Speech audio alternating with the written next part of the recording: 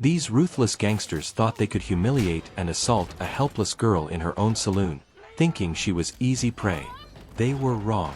Now, a ghost gunslinger is stepping out of the shadows to save her. The story opens with a sweeping view of the dusty Texas landscape. We see a man named Nomada trekking down a lonely road. He's been walking for hours, carrying nothing but his gear. Eventually, he crosses the line into a small, quiet town. He finds a local shop and walks inside, telling the shopkeeper he's starving. He explains that he's been on the road for a long time, but he doesn't have a dime to his name. Instead of asking for a handout, he offers to work. He tells the man he'll take on any job just to earn a simple meal. The shopkeeper gives Nomada a long look. Noticing his gear and the way he carries himself, he realizes Nomada is likely a former Special Forces operator. The shopkeeper tells him he doesn't need to work and offers the food for free, but Nomada refuses. He won't take charity. He insists on earning his keep. The shopkeeper points to a broken display case that's been sitting there for a while and asks if he can fix it. Nomada gets straight to work. While Nomada works, the shopkeeper gives him a grim warning: don't stay in this town too long.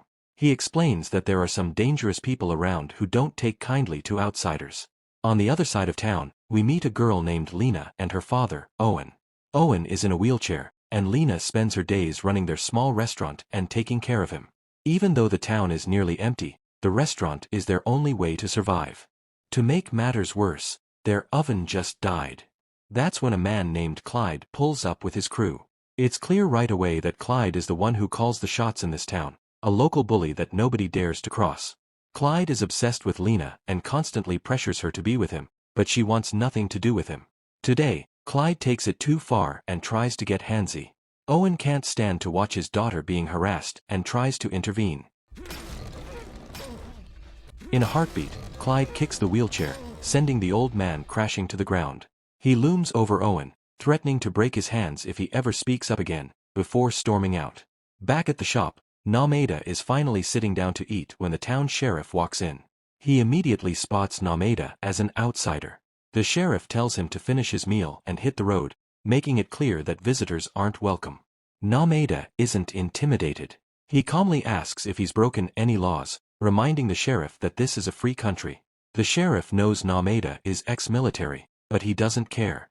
He offers to pay for the meal just to get Nomada to leave. Finally, we meet the man behind the curtain, Clyde's father, Wheatfield. He is the mastermind of the town's criminal empire.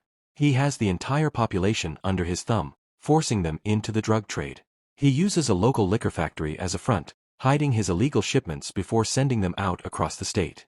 This town is a powder keg, and Nomada just walked right into the center of it. At the factory, the workers are busy loading a fresh shipment under the watchful eye of a man named Zeke. Zeke approaches one of the workers and orders him into a car. The man's wife is terrified, but he has no choice but to comply.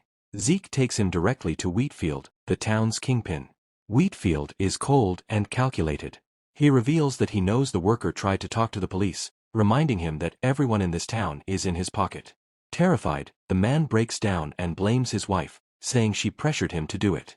Wheatfield mockingly wonders if his wife will show up to save him now.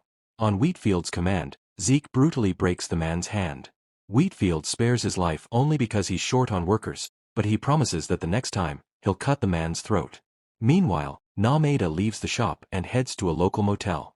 The manager is hesitant, claiming they don't host strangers, but Nomada promises to be gone by morning without a trace. Once he's settled, he heads out for another meal and finds himself back at Lena's restaurant. Just like before, he tells Owen he has no money but is willing to work for food. Owen remembers the broken oven and asks if Nomada can handle it. When Lena sees the stranger in her restaurant again, she is furious. She pulls her father aside, reminding him that having outsiders around is a violation of the town's unspoken rules. Owen explains that fixing the oven themselves will save them a fortune in time and money. Lena isn't happy, but she lets it go. Nomada spends hours working on the machine, and Lena finds herself watching him closely, curious about this mysterious man. Just as Nomada finishes the job, Clyde walks in. He's instantly suspicious, but Owen calms him down, explaining that Nomada is just a drifter fixing the oven for a meal. Clyde doesn't think much of it until Lena brings out drinks. He starts getting aggressive again, demanding she sit with him. Lena shuts him down with a sharp comeback, but Clyde warns her that the day she obeys his every command is coming soon. Once the thugs leave, the atmosphere relaxes. Nomada has fixed the oven and several other things around the place, making everyone happy. During dinner, Nomada asks about Clyde. Owen finally tells him the truth. Clyde and Wheatfield run a massive illegal liquor and drug operation. They kill anyone who tries to leave or talk to the police. Owen admits he's trapped. As a man in a wheelchair, he can't fight back, and he has to stay to protect his daughter. As Nomada prepares to leave, Lena hands him some cash. She tells him he's done enough and begs him never to come back, fearing what Clyde will do if he sees him again. Nomada returns to the motel and pays the manager, but as a storm rolls in, he finds no peace. While the townspeople work through the rain like robots under Wheatfield's shadow, Nomada is haunted by his past. We see flashes of the wars he's fought and the lives he's taken. His body is a map of bullet wounds and scars. He spends the entire night awake, trapped in his memories. The next morning, the storm has left its mark. Owen discovers the restaurant's roof is badly damaged and leaking. Nomada appears and quietly tells Owen he'll stay a little longer to fix it. When Lena arrives and sees him on the roof, she panics. She warns her father that Clyde will be back any minute, but Owen stands his ground. He can't fix the roof himself, and without it, the restaurant is finished. Nomada moves inside to fix some piping just as Clyde storms back into the building. Seeing Nomada still there, Clyde loses his mind. He silences Lena and gives Nomada a 5-minute ultimatum to vanish from the town forever. Clyde sits down, demanding a drink, and then tries to force Lena onto his lap. When she resists, a drink spills on his clothes. Clyde snaps. He punches Lena hard and draws his gun to kill her. But he's too slow for a man like Nomada. In a blur of motion, Nomada disarms Clyde and holds the thugs at bay. He looks them in the eye and tells them that if they even blink, he'll end them all. Terrified by the sudden status flip, the goons scramble out of the restaurant. Nomada tells Owen and Lena they need to pack up and leave the city immediately, but Lena explains their tragic past. She was married to a soldier who went MIA and never returned, leaving her stuck here. Nomada asks if the sheriff can help, but Owen confirms the worst. The sheriff is the town's biggest informant and is completely in league with the criminals. There is no one to call for help, except the man standing in their kitchen. Clyde returns to his father in a blind rage, demanding they round up the crew because he's been attacked. Wheatfield is stunned. He can't wrap his head around how a single drifter managed to overpower Clyde and his entire squad. Sensing a threat to his authority, Wheatfield immediately calls the sheriff. He orders him to hunt Nomada down before the stranger can inspire the rest of the town to rise up. Wheatfield wants Nomada in front of him, and he wants him there now. While the sheriff gets to work, Nomada is busy making a move of his own. He reaches out to an old comrade, someone most people thought was dead, and fills him in on the situation. Meanwhile, the townspeople have gathered in secret, debating whether to help Nomada or keep their heads down to survive Wheatfield's wrath. The sheriff storms into the meeting, reminding them that secret gatherings are against the rules in this town. He tells the crowd he's willing to look the other way if they just hand over the outsider so he can end this.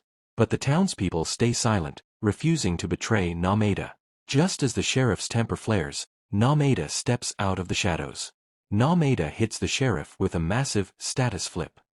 He claims to be in direct contact with Jack Hollister, the legendary head of Special Ops. He warns the sheriff that with one phone call, he can bring the full weight of the military down on this town, sending the sheriff to prison and putting his goons in the ground. The sheriff is visibly shaken, his knees literally start to knock. Seeing his opening, Nomada tells him to walk away while he still can. The sheriff retreats, but once he's gone, Nomada admits to the crowd that he was bluffing. Hollister is just a name to buy them time. The sheriff rushes to Wheatfield and tells him they're in over their heads because Nomada has high-level military connections. But Wheatfield is a seasoned criminal and way too cunning to be fooled. He laughs in the sheriff's face, revealing that Jack Hollister died a long time ago. He realizes the sheriff is too weak for this job and decides to handle it his way. He turns to Zeke and gives a chilling order: call Lewis. Tell him it's time to take Nomada out. As the sun begins to set, Nomada prepares to leave, but Lena stops him. Her voice is full of emotion as she tells him that while she once wanted him gone, she now needs him to stay. She explains that the people, and her family, won't survive the retaliation if he leaves. Nomada realizes he can't walk away from the fire he started. He asks Lena to drive him just outside of town for a specific errand. They pull over in a remote area just as a small plane touches down on a dirt strip. A man steps out and hands Nomada a heavy bag. The two men share a silent, respectful salute, the bond of soldiers. Nomada now has the tools he needs to fight back, but he isn't alone. High on a ridge, Lewis is watching through a scope, tracking Nomada's every move. The war for the town has officially begun. As Lena drives them back, Nomada opens the bag to reveal a heavy arsenal. He had called in a major favor from his military contacts, knowing that a storm was coming. Suddenly, they notice a car tailing them. Nomada tells Lena to floor it, but the pursuers close the gap and open fire. A high-speed shootout erupts as Nomada fires back, eventually leading them to an old, abandoned factory. Nomada uses the factory's layout to his advantage, turning the site into a hunting ground. With a shotgun in hand, his aim is flawless. Every pull of the trigger finds its mark. However, his main priority is Lena's safety. He hands her a gun and the bag of weapons, telling her that if he doesn't make it, she needs to get home, grab her father, and run for her life. As Lena retreats, Nomada becomes a ghost in the machine, picking off the hitmen one by one. Lena almost makes it out, but a gunman corners her. She manages to get a shot off, but the man survives and lunges for her weapon. Just as he's about to pull the trigger on her, Nomada appears and ends him. Realizing the situation has spiraled out of control, Nomada rushes Lena back to town. He knows Wheatfield will now throw everything he has at them. He tells her to pack their bags immediately. He's used to this kind of war, but he won't let innocent people pay the price. However, they arrive home to find a nightmare. Clyde is already there with his entire crew, holding a gun to Owen's head. Nomada is forced to drop his weapons. Clyde mocks him, reminded him that he gave him a chance to leave. The thugs swarm Nomada, beating him until he loses consciousness. Clyde grabs Lena, intending to take her for himself, but Zeke tries to stop him, citing Wheatfield's specific orders. Clyde doesn't care. He holds a gun to Zeke's head and drags Lena away to his father. Wheatfield is disgusted by his son's impulsiveness. He doesn't trust Lena and orders Clyde to take her to their liquor factory front. Meanwhile, Zeke is given a dark task: eliminate everyone left behind. The thugs open fire, leaving the town square covered in bodies. As they begin loading the victims into a car to hide the evidence, they realize something terrifying. Nomada is gone. Nomada has retreated into the shadows of the nearby kitchen. Like a predator, he strikes from behind, taking out the remaining thugs with brutal efficiency. Whether they come at him with knives or guns, Nomada has a lethal answer for everything. He emerges from the building, only to see the true cost of the battle. The bodies of the townspeople litter the ground. The sound of the gunfire triggers his PTSD, flashing him back to the horrors of the war. Just then, the sheriff arrives. Even he is shaken by the sheer scale of the massacre. He knows Nomada isn't the murderer, but he insists on arresting him to keep the peace. Nomada silently complies and gets into the squad car. The sheriff drives him straight to the factory to confront Zeke, wanting to know why they killed the villagers and claiming he has Nomada in custody. But Nomada is already 3 steps ahead. By the time Zeke reaches the car to finish the job, the handcuffs are empty. Nomada has vanished into the factory. A deadly game of cat and mouse begins through the industrial corridors. Zeke and his men are completely outmatched. Nomada moves like a shadow, taking them out one by one until he finally reaches Zeke, ending him mercilessly. Nomada steps out of the factory just as a car pulls up. It's Clyde, returning with Lena. Seeing the eerie silence of the place, Clyde realizes his father's empire is falling. He tries to use his car to pin Nomada down, but Nomada doesn't hesitate. He fires a single perfect shot through the windshield, ending Clyde instantly.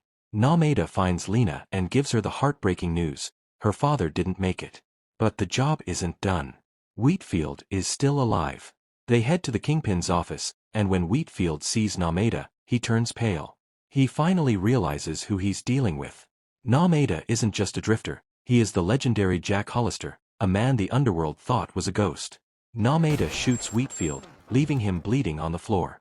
He douses the criminal in his own illegal liquor. Lena pulls out a lighter, ready to take her revenge, but Nomada stops her. He tells her that she shouldn't have to carry that darkness.